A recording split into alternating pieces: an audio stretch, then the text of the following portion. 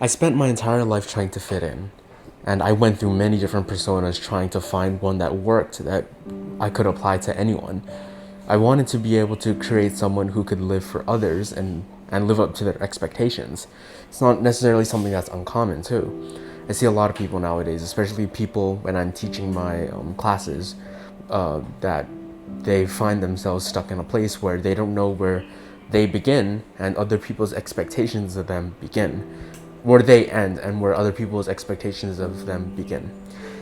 It was something strange that I see happening a lot more often nowadays. I think with the rise of social media, it's become a lot more hard to fit in and find people who you can relate with. And even throughout middle school, junior high, even high school, I found out ways that I could fit in, but I wasn't truly genuinely being myself. Something that I learned from trying to fit in is the fact that no matter how much you try to fit in, you can't please everybody. Not everybody is gonna accept this persona that you've made of yourself. And a lot of the time when people find out that it was a persona, they tend to not be as open to you as they were beforehand when they didn't know it was a persona. That exact thing happened to me. I was in high school, I got hospitalized twice, and then I was discharged, and people didn't even recognize the new me because I had decided that, hey, I'm not gonna act like some idiot who these people know me as. I'm gonna act as me. And I lost friends. People around me stopped talking to me. You know, when I was a little kid, I would sit underneath a tree and read a book during recess because I had no friends. And shockingly enough, that's exactly what I did in high school when all my friends decided to up and leave. And that's something you just have to deal with. That's something that you will always have to face. You're not always gonna fit in. But that doesn't mean that whatever you are, whoever you are, is bad. I was called an old man because of the way that I think, the way that I articulate my sentences, the way that I look. People would often call me old man. And in the beginning I took that as an insult, but not so much anymore. You see, when I see old people, I see maturity.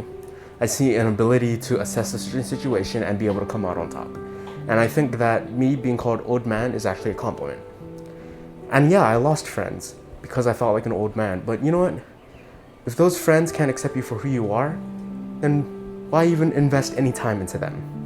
When it comes down to it, the only person that you have to please is yourself. You don't need to please other people to feel good about yourself.